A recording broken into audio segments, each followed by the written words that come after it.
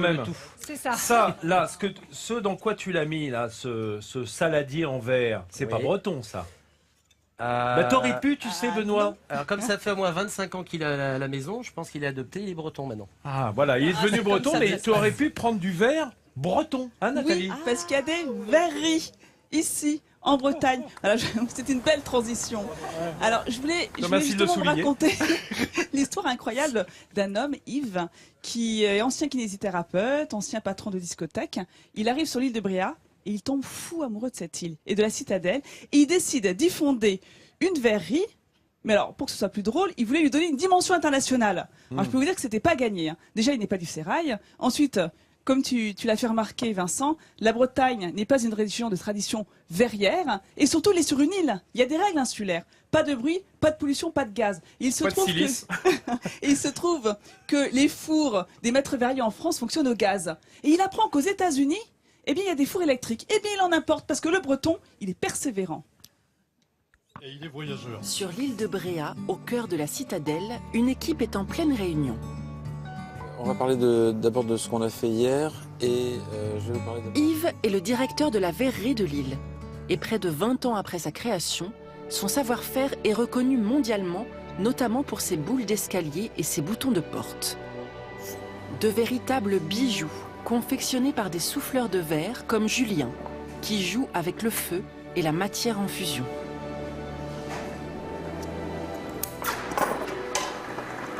Ce que j'aime dans mon métier, c'est vraiment le contact avec le verre, comment il s'allonge, comment il bouge. C'est vraiment une matière vivante, c'est pas un matériau. Et c'est ça qui est vraiment super intéressant. On a vraiment un peu technique illimitée et c'est ça qui est vraiment super. Si pour les petites réalisations, le souffleur de verre peut travailler seul, pour les grosses pièces, le travail en équipe est indispensable. Pour poser les rayures sur ce vase, c'est un vrai travail à 4 mains. Julien aide Kevin à tous les postes. La chorégraphie se met en place, un ballet autour du feu. Le vase prend forme. Travailler en équipe, c'est aussi l'occasion de transmettre ces techniques aux plus jeunes. Kevin, lui, il a beaucoup plus d'expérience que moi. Et donc le travail en équipe, ça permet de transmettre toutes les petites techniques, les petites astuces. Pour Kevin, c'est plus qu'un travail. C'est une passion dans laquelle il s'investit chaque jour physiquement. Le contact avec la chaleur, le feu, cette matière en fusion, d'avoir cette matière en fusion dans la main et de pouvoir la façonner. On est juste séparé d'un papier journal entre la matière et la main, quoi. Donc on a vraiment cette sensation de feu entre nos mains et c'est super agréable. Et l'on verra sans doute ce vase dans les plus beaux palaces de Dubaï ou de New York. Une réussite made in Bréhat. C'est magnifique, hein? Moi, je trouve le travail du verre décidément fascinant. Mais tu sais que certaines boules d'escalier se vendent près de 200 000 € pièce. Ça dépend des matériaux qui sont utilisés, leur création. Alors, ils font des boules d'escalier, ils font également des bâtons de maréchal, donc des poignées de porte. Leur création, vous pouvez les voir dans les plus grands palaces. Alors, ils se sont dit que tout le monde n'avait pas effectivement un escalier chez soi pour accueillir des boules splendides et surtout de ce niveau-là. Nathalie, bâton de maréchal, c'est le nom d'une poignée de porte? Oui, les poignées de porte, tu sais, en bâton de maréchal. Oui, dans toutes les grandes boutiques de luxe, une sorte de hache si tu veux. Ah oui, voilà, d'accord. toutes ces grandes boutiques de luxe, ces grands magasins, ces grands hôtels. Mais là encore, vous pouvez admirer leur création. Donc c'est vraiment un travail exceptionnel et surtout c'est réalisé en direct devant vous. Une douzaine d'artisans soufflent le verre devant vous. Ils accueillent près de 35 000 visiteurs par an, dont 20 000 l'été. Donc si vous passez du côté de Paimpol ou l'île de Bréhat, moi je vous invite à y aller, à y faire un tour. Alors maintenant, on va se rapprocher de Quiberon. Parce qu'il y a une autre verrerie dans la région. Il y a une autre verrerie juste en face, à Belle-Île.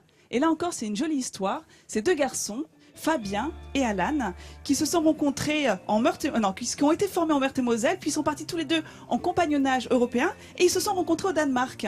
Alors, c'était une étape importante dans leur façon de concevoir le verre, parce que au Danemark, on met davantage l'accent sur la créativité, plus que sur la transmission d'un savoir-faire ancestral, comme en France. Mais les techniques de base restent les mêmes. On récupère notre verre en fusion au bout d'une canne. Ensuite, il sera soufflé et façonné au banc, c'est-à-dire sur un établi spécialisé, afin de prendre la forme désirée. Donc là, ils seront aidés de leurs mains avec du papier journal, ou sinon ils vont utiliser, vous l'avez vu sur les images, des moules pour accueillir ce verre en fusion.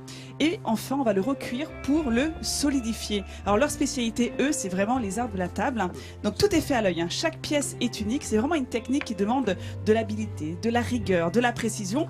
Et leur équipe s'est agrandie. Ils sont désormais 8 et depuis peu de temps, tu me le disais tout à l'heure, Yann, Le Breton et Voyageur, eh bien leurs produits s'exportent jusqu'en Asie. C'est magnifique. Alors j'ai l'occasion, regardez, j'ai eu cette chance d'en avoir quelques-uns en plateau. Ça c'est beau ça.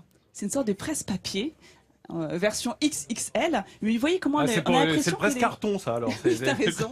On a l'impression d'avoir des espèces de fleurs qui sont emprisonnées dans magnifique. le verre. Comme les sulfures. C'est des sulfures, c'est exactement ça. un fond marin aussi, ça rappelle les fonds les marins. algues, les fonds marins. Voilà, c'est très poétique ce travail. Et pour les arts de la table, vous avez ce beau camailleux de bleu, moi j'adore, ces couleurs pastel, turquoise, et toujours des formes simples, épurées, c'est très beau. Donc voilà, j'avais vraiment envie de vous présenter ce travail. Alors je ne sais pas si vous connaissiez ces verreries, Yann ou Bertrand. C'est Patrick, pardon. Moi c'est Gérard. Patrick, Bertrand est mon deuxième prénom. Voilà. C'est parce que vous l'aviez dit tout à l'heure. Quelle intimité. Alors, vous les connaissiez, c'est formidable. Cela dit, j'espère qu'ils emballent bien parce que quand on voit souvent le bateau qui revient de Belle-Île, ça tape un peu quand il y a de la houle. Oui, mais il faut savoir pourquoi aussi. Ça tape parce qu'il n'y a pas de fond à l'entrée de Port-Maria, donc les bateaux n'ont aucun pied dans l'eau. C'est la raison pour laquelle on les voit tellement rouler. Ils sont plats, ils sont à fond plat. Ils sont plats, d'ailleurs quelquefois c'est dangereux, ils s'échouent sur la plage. C'est arrivé, mais de manière totalement exceptionnelle, il faut bien le dire. Voilà, petite précision sur Quiberon qui nous accueille, mes chers amis.